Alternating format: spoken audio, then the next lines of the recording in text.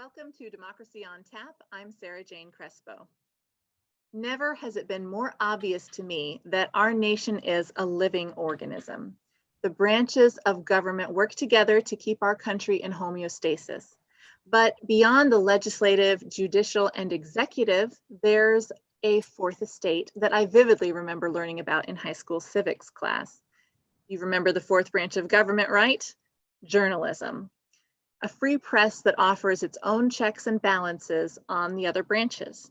A branch of American democracy that is supposed to be keeping us honest. What happened to it? Is the role of journalism evolving, or do the waters of media, are they just becoming too murky to function anymore? We're going to discuss it tonight. Let's go ahead and dive in. To begin this evening, I want to share a conversation I had earlier today with the host of NPR's 1A, Jenn White. Later in the hour, we'll add a few more voices to the discussion and take your questions. Thank you for speaking with me today, Jenn. Sarah Jane, it's my pleasure. So you joined as host of 1A during the heart of a pandemic. What do you feel you've learned about journalism in our country during this time? Oh, wow. I think one of the things I gained a new appreciation for is just how hungry people are for reliable information. But I've also gained an even deeper appreciation for the importance of trust. We have a responsibility to the people we serve, our listeners, and they are in relationship with us. And that relationship is built on their trust in the work we do, and that we're working really hard to get it right. And when we don't get it right, that we let them know about it.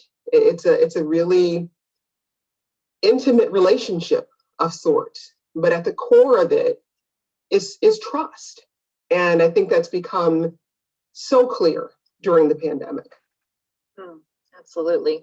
I want to come back to that trust issue in a minute here, but first, will you give us a little perspective on you and how the journalistic pursuit has kind of brought you to this point in your life, to this position that you're in? Like, what's your story a little bit and your journey with journalism? Oh, wow, it's been quite a journey. I was born in Detroit, and I am the sixth of 7 children. So wow. I grew up in this big, noisy household, lots of voices. And my parents really encouraged storytelling, and we'd have, dinner together, and then my father would tell us stories, or we'd tell each other stories. So there's always been a deep connection for me to the power in story and also the power in human voice. I would say that radio journalism for me specifically, that seed got planted very early in life. My father had this collection of audio tapes that were old time radio shows. And as a little girl, I would listen to those for hours. I would listen because I was just fascinated with the power of the medium. So I think that's where the seed got planted early on. When I started working in media, I made a pretty deliberate decision to work in public media. My sister introduced me to NPR when I was about 16. Through Car Talk. She was like, there's this show that's on. It's these 2 guys. She was an engineer. They're really smart and funny. And so that was my entry point to public radio. And I kept listening after that. And so my decision to move into media, it wasn't just, oh, I want to, be on the radio, or I want to be on TV. It was never that for me. It was very specific to public media, to public radio. And so I've built my whole career here. I've worked at 2 member stations, Michigan Radio out of Ann Arbor, and WBEZ out of Chicago. And now I'm embedded in another member station, WAMU in DC. So, I've invested my whole career here, but it was a deliberate decision. So when you're talking about people having trust in journalism, is that part of what drove you to public media? Or, why did you go that direction? Because it was different.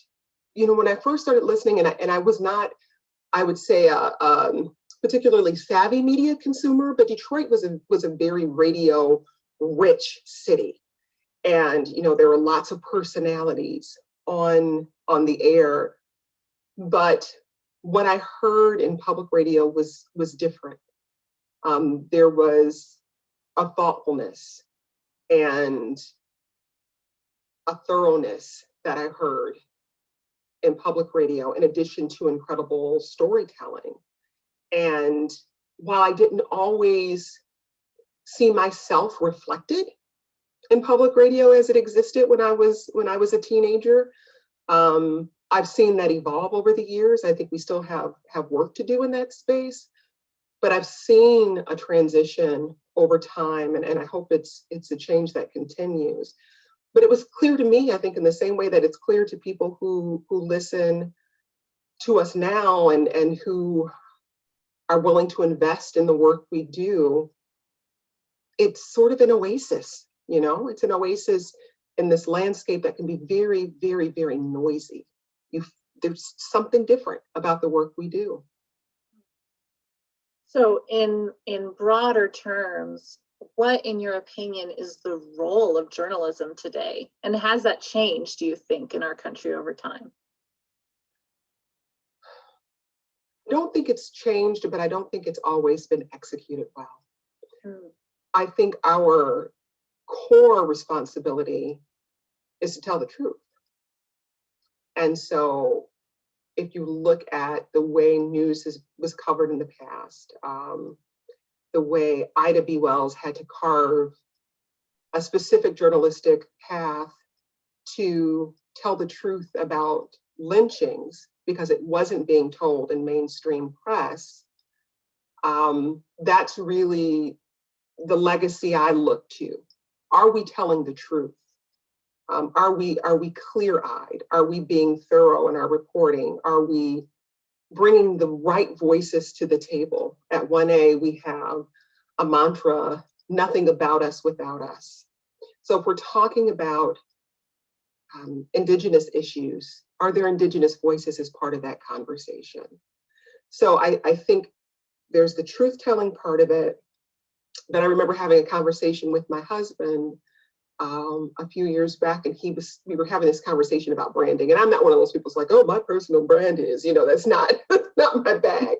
But I started to think about how I think about myself in this work. And I think it's truth teller, but also bridge builder. How do we help people connect to information, to ideas, to other people in ways that are meaningful and help us be better citizens and helps us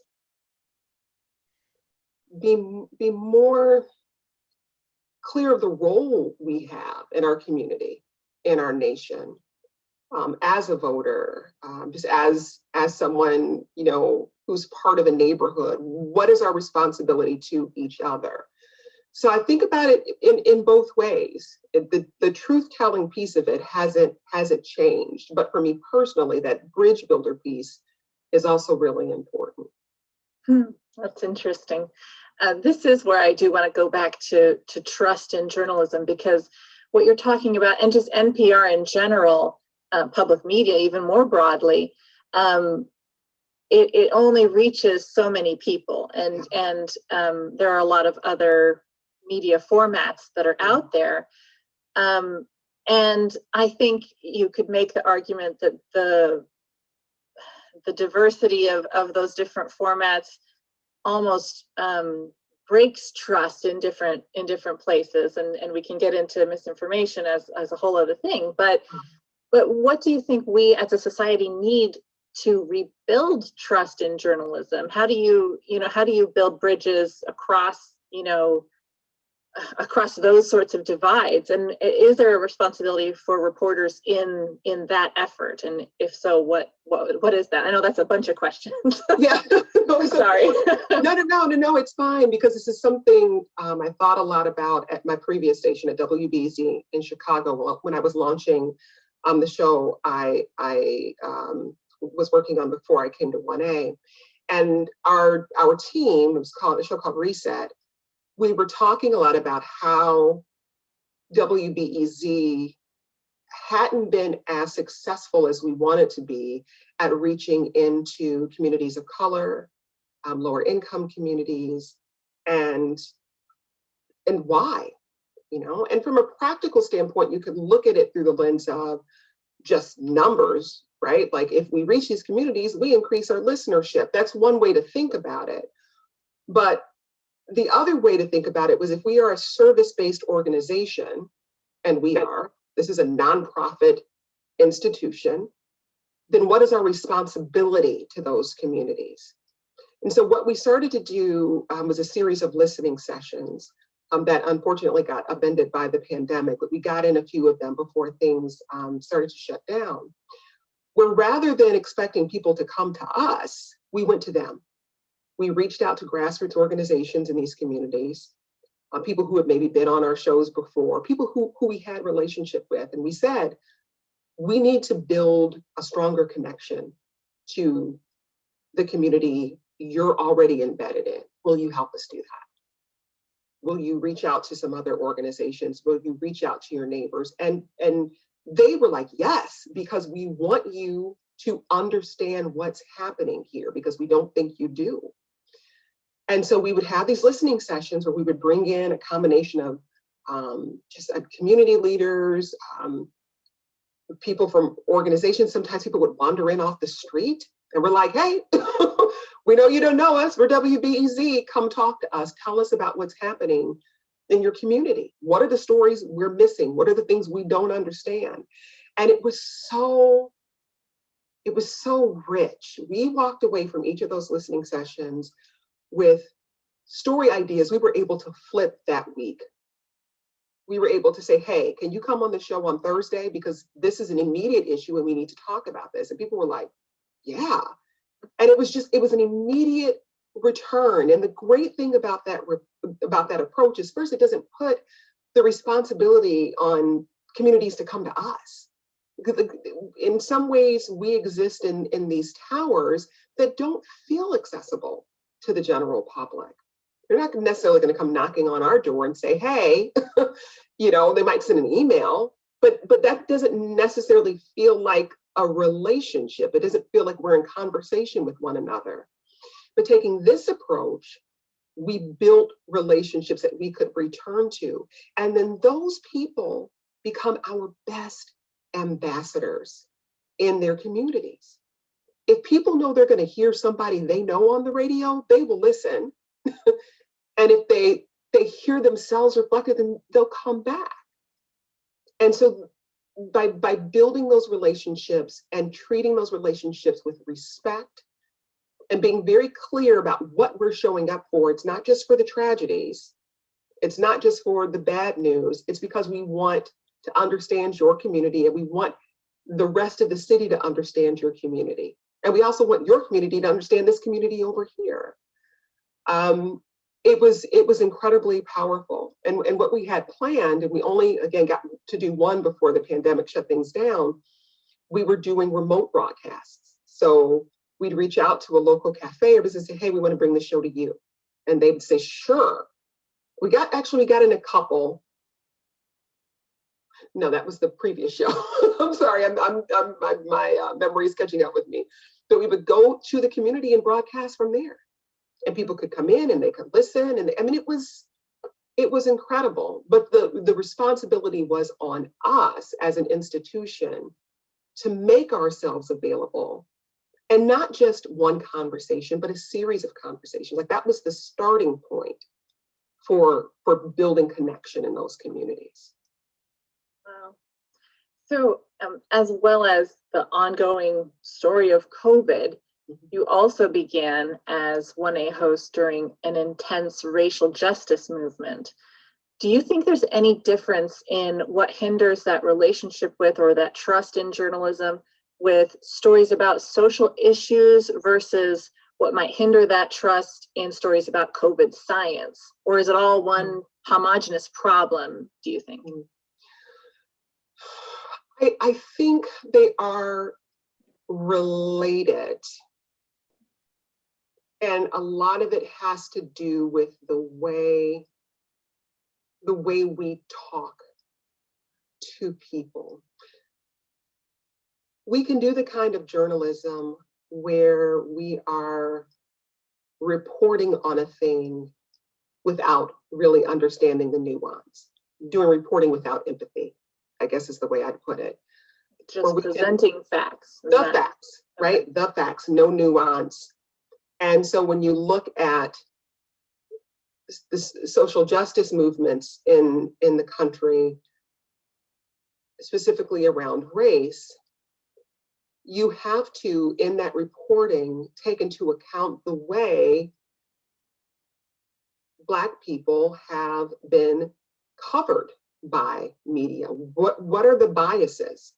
And if I'm coming and sticking a microphone in somebody's face or inviting them into the studio, I need to be mindful of the fact that they may be coming in the door having had some really terrible experiences with people in my role or in your role.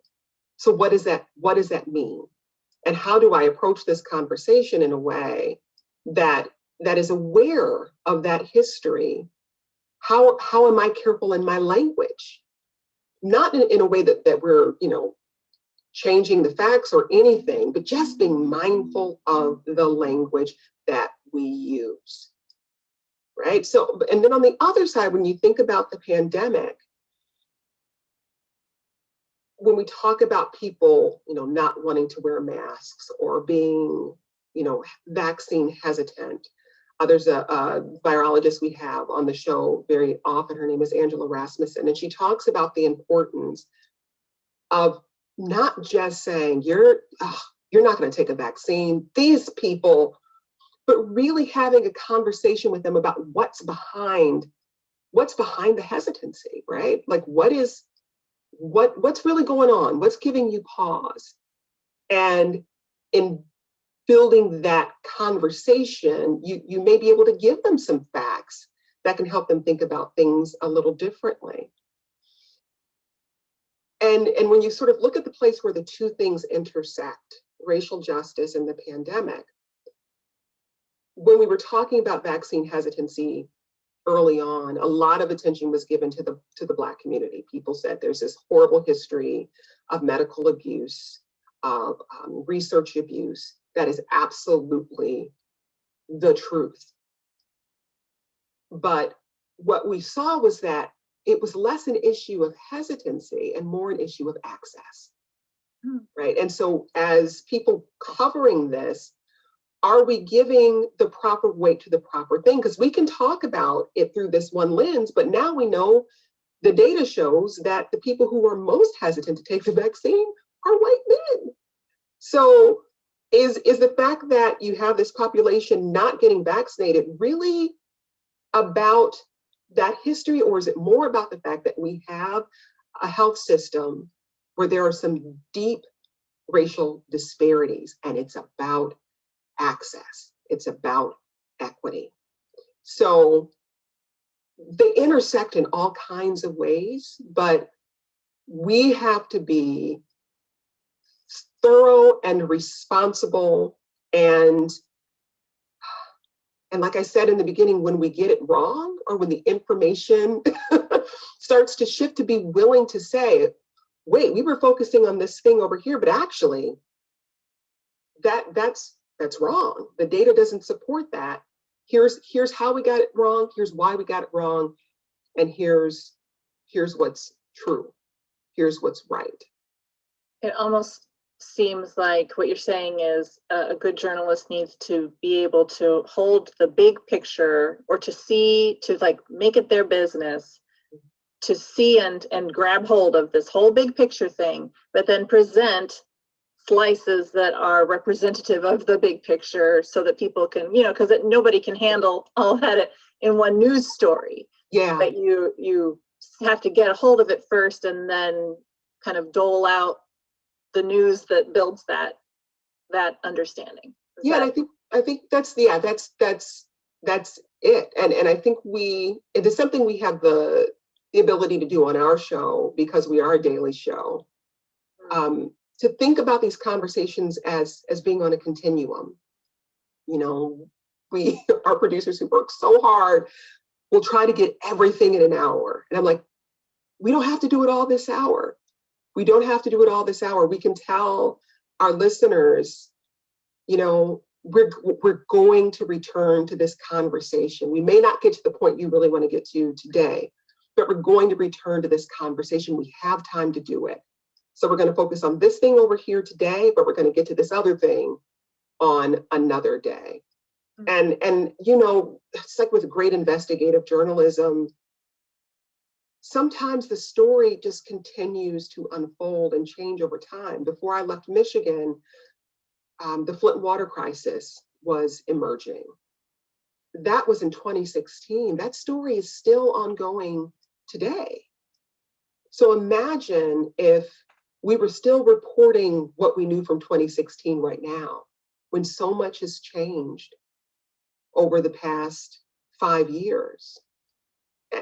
You know, that's our responsibility. We have to continue to tell the story. And it's difficult because, as you know, the news doesn't stop, and it's this constant churn, and it can be very difficult to keep an eye on all of these moving pieces.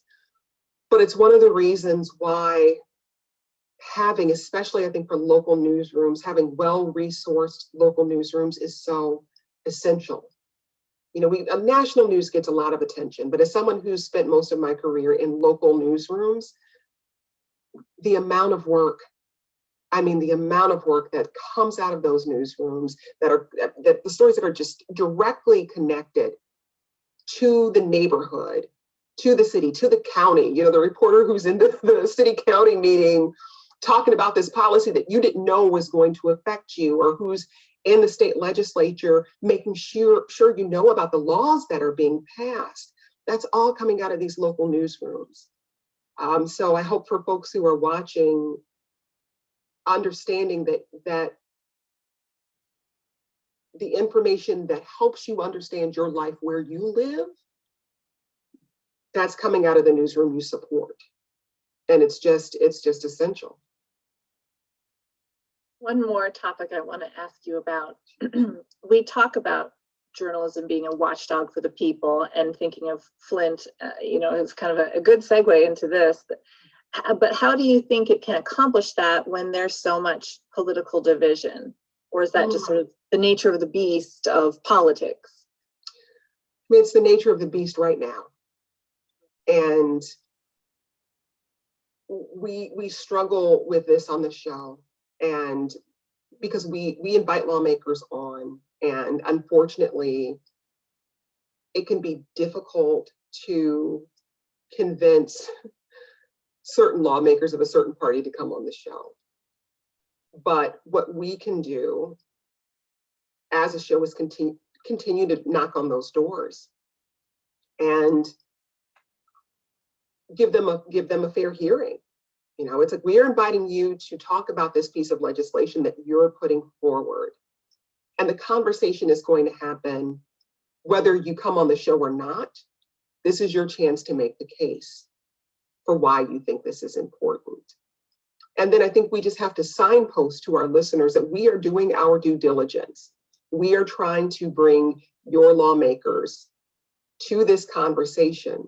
So if you want to hear from them, you let them know that you expect them to explain why they're making the decisions they're making. So it's kind of, I think of it as pressure from both ends, you know. We put that pressure on as journalists to say, this is your opportunity to do this, and the conversation's moving on with or without you. We hope you'll choose to join us. But also, I hope that people who are listening to these conversations are letting their lawmakers know that they want to hear from them too. Because it's not about me. It's not about our producers. It's about the people we're serving and them being informed about what's happening in their state, their city, their country. It's about them. But I think the reality is that right now, media has become so splintered that relationship has gotten a lot more difficult to navigate. And it's unfortunate, because I think the people who lose out are our listeners. But I think all we can do is continue to maintain the standards we're committed to. And our listeners hear that. They hear that. And, that's what the work is about. That's what the work is about. Thank you so much for your time, Jenn. It was such a pleasure to speak with you. I really appreciate it. My pleasure. That great conversation with Jenn White gets us warmed up for a panel discussion about the role of journalism today. We're going to talk with journalists closer to home now by posing some of the same questions and diving into local opinions and asking your questions as well. Good evening. I am Sarah Jane Crespo. Let's meet our panel for this Engage ICT Democracy on Tap. We have Amy DeVault of the Wichita Journalism Collaborative, Bonita Gooch, editor of the Community Voice, reporter Chance Swaim of the Wichita Eagle, and KMUW's Director of News and Public Affairs, Tom Shine. We want you to join the conversation too. Please ask questions of our panel through Facebook comments, or you can email us right now at info@kmuw.org. One of the things I talked with Jenn about was trust in the media. So Tom, when people say the media, who are they talking about?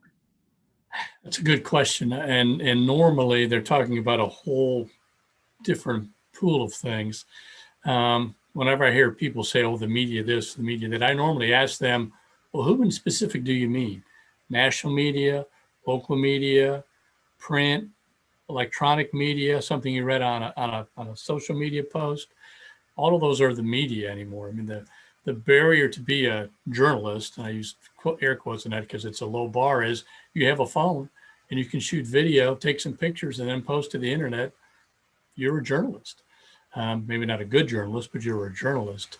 So I think when people read so much stuff or hear stuff and they don't like it, they don't agree with it, they label all of the media as being untrustworthy, making stuff up. And I think that's, obviously not fair.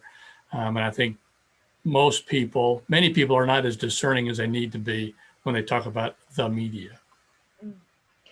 Well, what you're saying, I wanted to ask about that, like the difference between media and journalists. And it sounds like you're kind of saying that they are synonymous, or, should they be synonymous though? I feel like there's a distinction there that should be made. Yeah, it's hard to separate them. I tend to separate them as media organizations, the Eagle, the Community Voice, KMUW. And then I can talk about what I like or don't like about each of those because I'm familiar with them specifically. And that goes to CNN, goes to Fox News. I watch all of those as well. But to say the media is about 9 million different things. And to say that, the media does this. Well, not all the media does that. There's too many of them. They don't all do that. Or the media is always putting down President Trump. Well, not all the media is doing that. There's some media who like President Trump.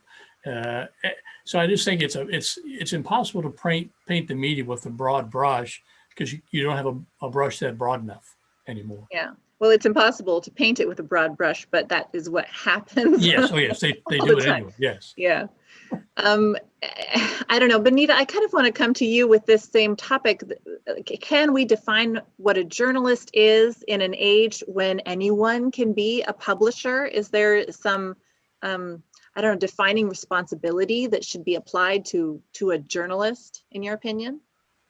Oh, it's pretty tough because, every time I keep trying to check a box, they go, no, that doesn't quite work.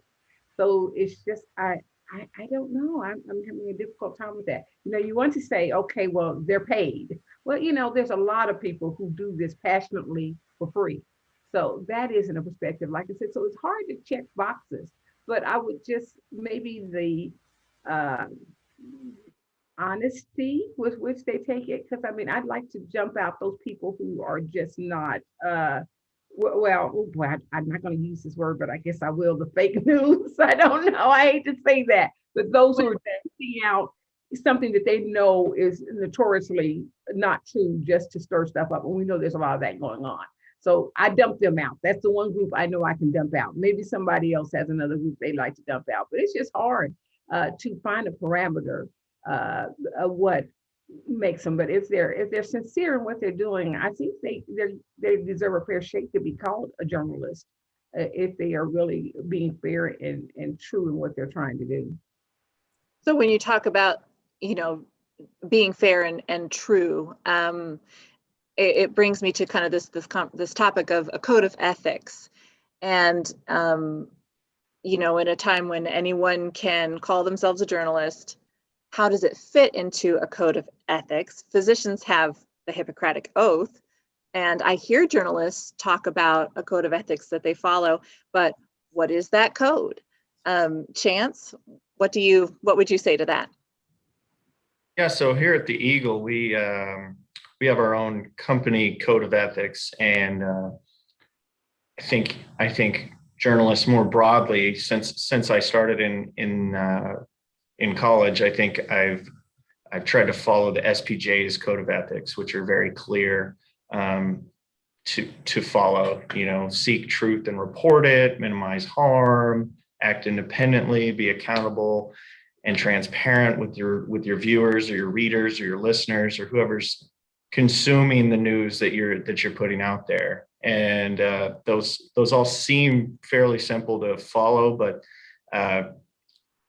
and those you said were from the Society of Professional Journalists. Yeah, SPJ. And it's about reporting without fear or favor. You're not taking gifts for favorable coverage. You're not squashing stories because of how they might reflect on a powerful individual. These different things that are key to an independent press that should be kind of out in the open. News organizations that don't have a clear code of ethics or don't have any code of ethics anywhere, you have to be a little leery of. That's something I think readers should be they should be taught to look for those sort of things. If it's not there, it's probably not a reputable organization, or if they can clearly see that it's violating those tenets, it's not something you should call ethical journalism. It could still be journalism, but it's not ethical. Amy, as someone who has sort of a really broad view of different media organizations and kind of how media, different organizations kind of function, do you think that most have really similar codes of ethics? I mean, what Chance is talking about, is that what you're going to find if you go and Google the Eagles code of like, will you know what I mean? Are they all pretty similar? And is this how someone could tell if they went to an organization and didn't find that page of their code of ethics somewhere on their website? As far as do most follow it, I think that depends on how broadly you define, a journalism organization, or how broadly you define the media. For me, that's one of the things I would look for. Yes, if I can find their ethics, if I can know that they're acting independently, meaning who's paying them, and have they said very clearly, we are independent in our coverage, right? We are trying to do this, we're trying to tell the truth, and we're not influenced by anyone other than ourselves and our editors and what we think is important. And I think it's probably going to fall more and more, and it already does, but it falls on readers and viewers to be a little more discerning about that, to try to figure out who is influencing coverage from a certain media organization. It's very troubling to see some of this is from young people who I'm familiar with from teaching at Wichita State. They will call themselves both influencers and journalists, and it's not possible. You can't call yourself an influencer for an organization, meaning it's your job to promote them, and also call yourself a journalist who's going to cover independently that same organization. So let's say you find some new media organization that you found this web platform or whatever it is, and you like the coverage that you're seeing there. how do you know, even if they have this web page on their site that states their code of ethics, how would you have any idea if those are being followed? Are there, I mean, any clues that that people Well, might be able to look for? Go yeah, ahead. I think a lot of times and I feel like we don't do a fantastic job of it here locally, but a lot of times news organizations will watchdog over the other news organizations, right? Or new publications that spring up and purport to be local, and no one knows who any of these people are. There's no bylines, things like that. So one thing I would always look at is the byline, and then do like a quick background. Look on Facebook, look on Twitter, look on LinkedIn, see if this person exists, and where are they from, and what's their background? Do they have their credentials listed maybe at the bottom of the story or somewhere close by? Were they a political candidate? You know, there's a lot of things you can look into quickly with a Google search to see where people are coming from. And if there's no name, that's a huge red flag, I think.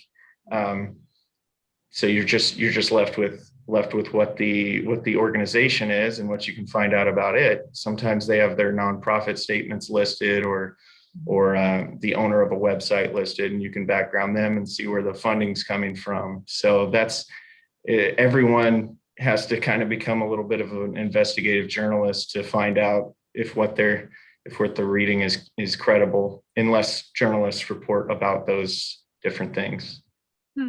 Interesting. Yeah, those are some good ideas. I have a question from Phyllis on Facebook, who asks, would the panelists agree that a journalist has been educated and trained in the historic role of free press and the responsibility of the Fourth Estate, and other reporters or commenters do not understand or support that civic role? I don't think I teach journalism. Okay, so I come at this maybe from a little bit different angle, but I don't think that training necessarily, or that education, has to be formal. I think there's lots of ways to learn about it, but they would have to be willing to take measures to learn about it in some fashion, right? You find a mentor, you talk to people, you read about it. I don't know, others have different ideas. Well, most journalists, and help me here with the group here, you know, most journalists get into it pretty early, high school, certainly by college, and most places they go as their first job is their college newspaper, sometimes their college radio station. And even going to a place like the Sunflower, which produced Jenn Swaim, among other people, there's a certain code of ethics and rules that you have to follow there. And if you don't, then you don't stay on the Sunflower very long. And any organization where any young reporters are at, whether it's TV, whether it's radio, whether it's a community newspaper, there are rules and expectations and ways to conduct business that are expectations. And, you know, James has sort of enumerated most of them. So I think that's where you learn it there. I don't think you have to be, you know, it wasn't really until the 1960s, mid 1960s, that you had to have a college degree to work in the newspapers. And actually, my dad was one of the early ones. He was started in the 50s, and everyone called him college boy because he had a college degree, and he was the only guy on the staff who had a college degree. And it was not a term of endearment for a college boy. So I don't know that you have to do that. I mean, you kind of have to now, but I think just being in an organization where you can learn from other people and understand this is how we operate, this is not how we operate, is how most young people do it. And then if they're serious about it and they continue to work in it, that'll be the expectation, the norm, anywhere they go. Thank you, Tom. So, Bonita, there is a great responsibility in reporting. I think all of us here agree on that. But how would a reporter make everyday choices, like which photo, which caption, and which overall framing you use when you're reporting on something? A reporter could write a completely factual story and still negate its truth with poor word choices. So how do you make certain that your word choice isn't going to sway the story? Like, here's the easy example that we're all familiar with. the word rally versus riot. How do reporters present truth rather than just, well, how do they keep from swaying, I guess, a story? That's a tough one, but I mean, just check your opinion all the time in your thoughts and make sure you're not putting your thoughts or your opinions in the piece would be the important one that I would say. But facts, I know there was a question about facts versus truth. You can put together enough facts. I mean, Fox is convinced they're factual and KMUW is convinced they're factual. I hate to put you guys side by side, but everyone's putting out facts, but it's the facts you choose and that selective facting, that starts to when you can build a case if you leave out all the other facts. And so that really don't help build your fact that you want to present. So it's a balancing act. And it's just, I mean, I would suggest, very strongly just good editors. How about that? To look at it, to look at what you're putting out there and look at some of those words. But I just say mostly check your own opinion and make sure, and biases, and see if you can leave those at the door when you come in.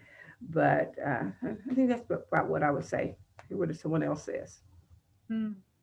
Amy, do you want to weigh in on this one? Not particularly.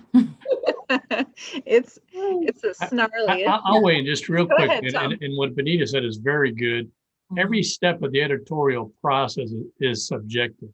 Yeah. From deciding whether to do a story and not to do a story, which reporter is going to do the stories. If you're one of your better reporters or one of your younger reporters, are we going to take pictures with that story or not with that story? Where's it going to go in the paper or on the broadcast, early or late? All of those are subjective opinions, and it makes it difficult. The one thing I would say that Bonita said about understanding your biases and opinions and putting them aside, I think you have to recognize that and understand that we are all biased human beings based on our backgrounds and upbringings. And then in recognizing those, and then trying to understand them in the context of the work you're doing helps. And then having, as Bonita said, having an editor look over your shoulder and say, man, that's not going to work, is critical in my mind, to have a second set of eyes on, and if not a third set of eyes on everything you produce. It's just critical. I'd like to come back on that because I tell people all the time that the decisions journalists make, the split section decisions, I mean, all of us get so many press releases or news feeds or news opportunities, and we can do 1/100th of them. Okay, we can't do them all. And we're every day, based on some decision-making process, deciding what people will hear. And it's an awful powerful role. And I tell people, they just can't understand how powerful it is because they can just shut stuff down and you'll never ever hear about it. And that happens. And repeatedly that happens. And that's one of the reasons too that I tell people always have several sources of news.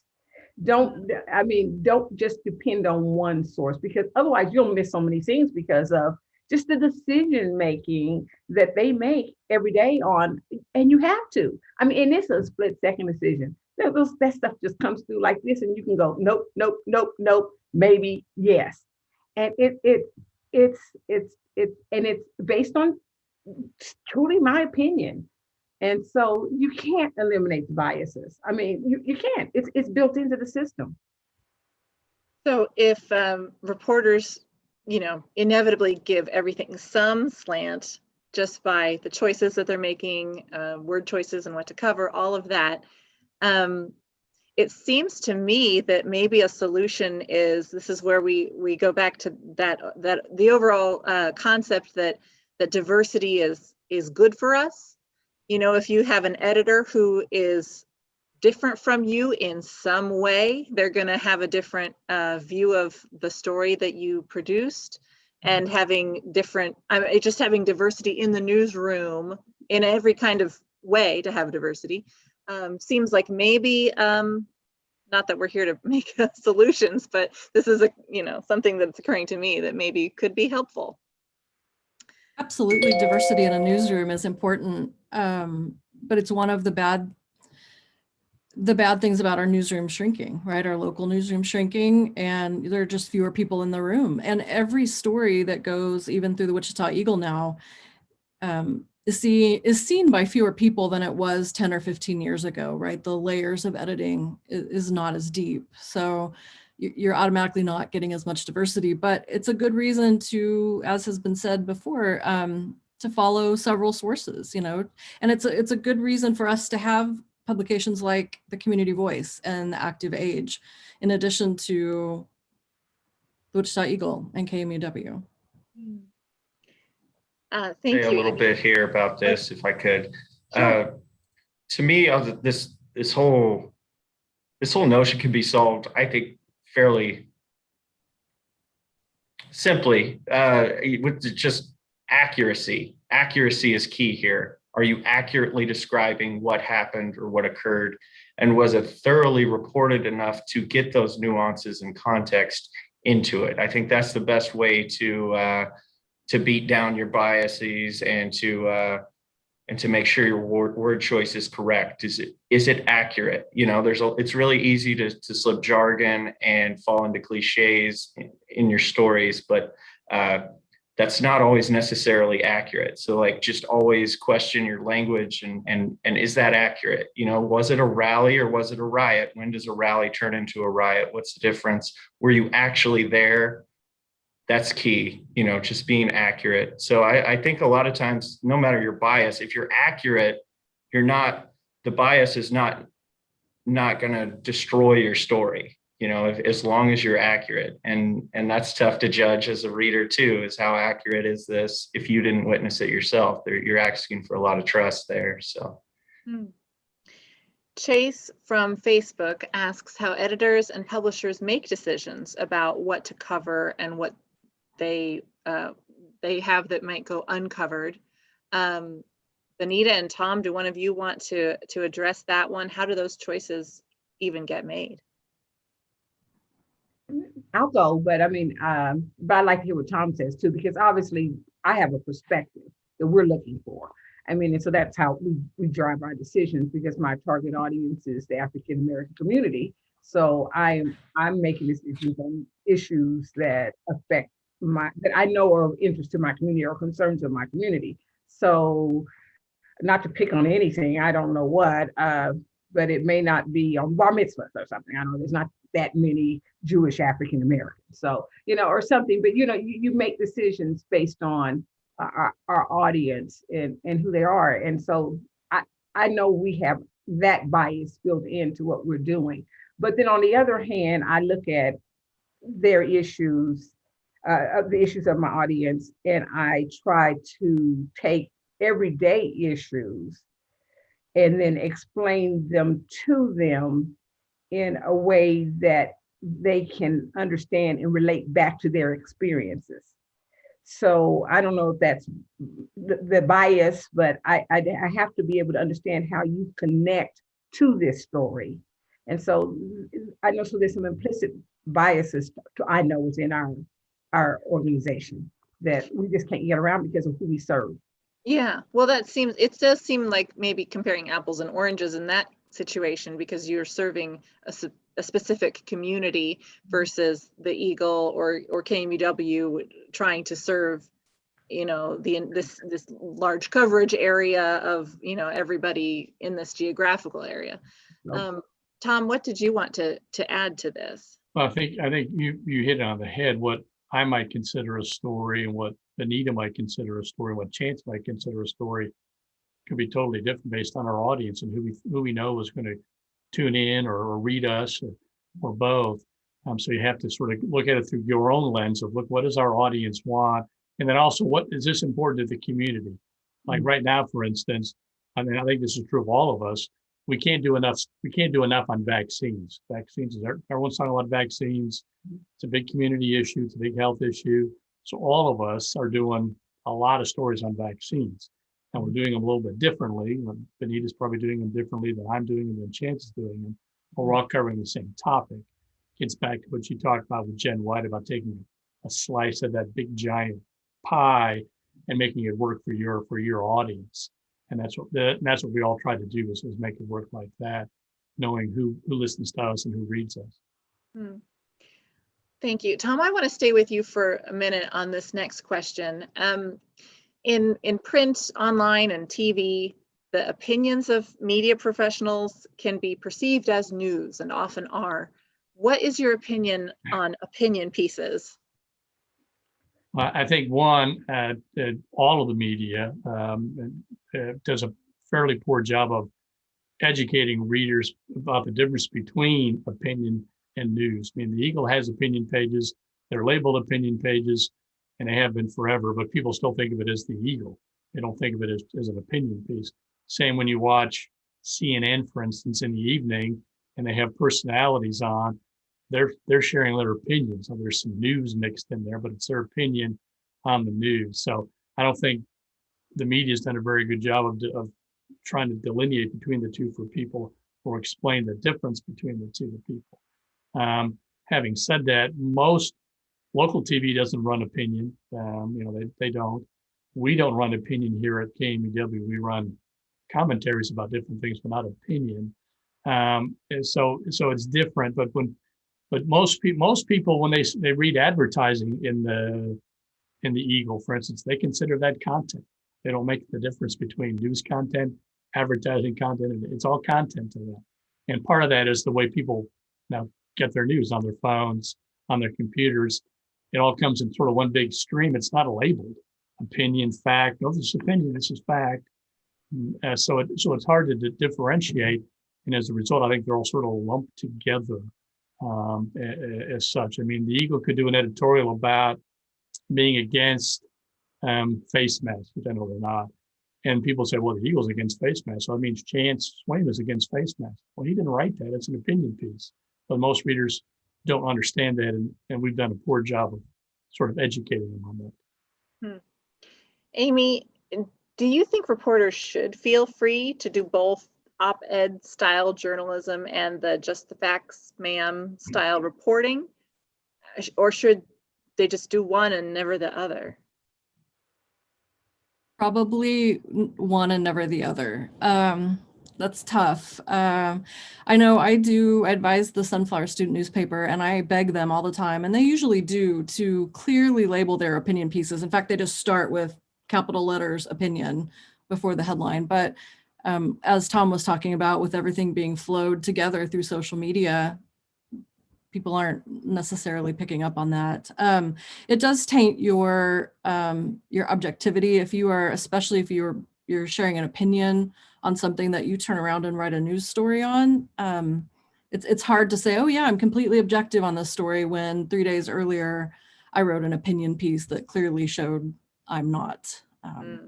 So I think maybe that's different in the size of the news organization. I don't know. I think because so many people, including you introduce the TV pundits who are all opinion, and people label them as news or journalists. I think it probably would be in our best interest to move away from opinion. Is there, are there some easy ways for people to, as they're reading something online, for example, are there some clues that people could see if it doesn't say opinion anywhere, you're just reading this thing that someone shared with you? How can one just kind of know for themselves, maybe a cue or two, that this perhaps is an opinion rather than a journalistic piece? I mean, it seems like that should be quite simple, right? I have 2 young kids, and in the 1st and 2nd grade, they come home with these worksheets where they have to label something opinion or fact, right? Ooh. And if it's something that can be verified as true, it's probably a fact. If not, then they put the O for opinion. Mm-hmm. So for one, just looking at it and asking yourself, is this someone's opinion? Is this what one person thinks about this topic? So that seems to be an easy way if it's not labeled. We should share that worksheet out on all the social media platforms just to get people thinking about it. I think that's great that they're teaching kids that so early, Amy. I do. That's wonderful. But why can they do it? And it sometimes seems adults cannot do it. I don't know where we're losing that along the way. Well, thank Depends you. if they agree on it or not. If people agree with something, Then it's they're a fact. they're more likely to say this is a fact. If they disagree, they're going to say this is opinion and therefore I can dismiss it. So I think there's a lot of willful ignorance out there as well. So Excellent point. We get into the issue of echo chambers a little bit there. Chance, I want to ask you what you think our country would look like if we didn't have journalists. Who would look into things? Who would pay attention to what's going on at the city council meetings or the BOE meetings? What do you think our world or our country would be like? yeah, I think about this quite often. I think you'd be getting your information from political hacks and the government and powerful agencies that are the ones we should be watching. I mean, look how much money is spent on political campaigning every year. There's billions of dollars out there for information, biased information that has a political agenda. So I think that would stay. I think that would absolutely swoop in and rule the day. I mean, you'd have someone giving out that info, oppo research, things like that on different political opponents and hit pieces in that sense. And you'd miss out on having this this beacon of truth that cuts down the middle of issues and gives you the facts. They're not going to just bury a story because it's not favorable to their candidates or something like that. They're just going to report what's happening and guard their readers and not their political party, or guard their not guarding their financial backers and things like that. So I think we have a crucial role as journalists to have this special relationship where we're serving our readers and not our financial backers or our political parties or anything like that. And those walls disappear when the money is just coming from, the government. If it's just government funded PR, or if it's political party funded propaganda, those two things are my two worries. And we see them ramping up already. As media is diminished in size as far as each and kind of is decentralized. You see those groups swooping in and having more leverage there with police departments starting their own and growing their PR firms and in-house PR firms and putting out videos and news release rapidly that a lot of news organizations just send out. I think we cede a lot of ground when we allow those different powers to rule the day. So there's that tension there that I think is relevant to the discussion. Sorry, go ahead. When we elect government officials or people are appointed to work on our behalf, spend our tax money, make decisions, there's this idea that they're actually going to do the greater good, right? They're going to work for the greater good. But we all know too well that that's not always the case, right? There are competing interests that come in. So if we only have the information that the government put out about themselves, it's going to be the things that they will tell you in speeches, right? And the things they'll put out in press releases, all the good stuff. They'll tell us all about the good things that they're doing. But I don't know if we didn't have journalists spending their time going over court documents and records that they obtain through open records requests and interviewing people who are experts on topics and interviewing sources. If we didn't have someone doing those things, I just don't know who's going to tell us about the things they're not doing right and who's giving them money. I doubt that a politician is going to put out a press release when some industry gives them a bunch of money, right? They're not going to say, hey, look at the oil industry gave us $2 million. Well, sometimes, right? But we wouldn't know those things if we don't have journalists looking into them. That's back to that same thing, that question of facts versus the truth. You get the facts, that they want you to have. But is it really add up to the truth? of the real situation. And so that's a big one, even though it may be true, factual, does it paint a true picture? Yeah, over and over again. And that's what we're going to end up with. Very interesting issues. I want to get to one more question here before we wrap up. So nowadays, a lot of people think of social media as news. But Amy, you mentioned to me that it's kind of like thinking of a piece of paper as news. And those are just distribution platforms. Mhm. Naomi from Facebook also asked about how social media affects how journalists approach stories. Can you elaborate a little bit more on that and kind of the way that you approach stories through different distribution platforms? Well, I'd rather hear how the journalists in the space. I think that it depends on the organization, how much of a role they let social media play in how they report.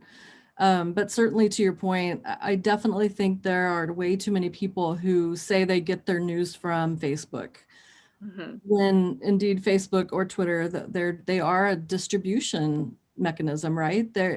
It's a feed of all kinds of sources. So that's to me is where media literacy comes in, and just trying as much as we can. And I think journalists need to take a more active role in that, probably teaching people to look beyond just the social media post, but where did it come from in the first place, right? Who wrote that headline? Who wrote that story? To Chance's point, look up the name of the that's on the byline, and see what you can find out. Who are they affiliated with? Who have they been affiliated with? Mm. I'm going to say that we're starting to be a little bit more concerned about social media. And I mean, we are, I'm just being honest. But I mean, I think we're behind a lot of organizations, if you're really honest. I mean, I really think, honestly, in my opinion, too much of what is written and shared is about getting eyes on social media. I just feel that way because I mean it drives numbers. Everything's about numbers so much anymore, and I just think a little bit too much influenced. And and I know what we start doing now is we know we've got real good stories that are very important that we want to get out there. But I take it back. I probably did this similarly even in print. I always had this thing, you have to get more, you get them with the junk, and then you try to give them something important and informative, And so I think maybe we do a lot of the same things, social media. What can we get out there that's, bait to get them? And then maybe they'll see some of the things that we really think are important. Because, I mean, it's too much. I mean, we finally added an entertainment page to our publication only because my staff just made me, because I'm thinking there's far too much of that out there, but it's far too much of that out there because there's far too much interest in it. But if you throw a little bit of that in, maybe you can get them to, that's my theory, stop as they're screaming down looking for that next piece of junk. Sorry. That they might get something really relevant in between. Yeah, that's very interesting. Thank you, Bonita. We are pretty much out of time here. I feel like we could have talked about this for another couple of hours probably. But I want to thank you all so much for joining this great discussion. And I hope you all enjoyed it as well. You can watch this conversation again on our website under the events tab at engageict.org. This is Digital Democracy on Tap, and it was sponsored by Susan and Leon Moeder of Moeder Associates. Please join us this Friday at noon when 1A host Jenn White talks to our journalists Nadia Foe and Tom Shine for our very own Friday News Roundup. That's the Wichita Friday News Roundup. It's this Friday at noon on KMUW. For KMUW, I'm Sarah Jane Crespo.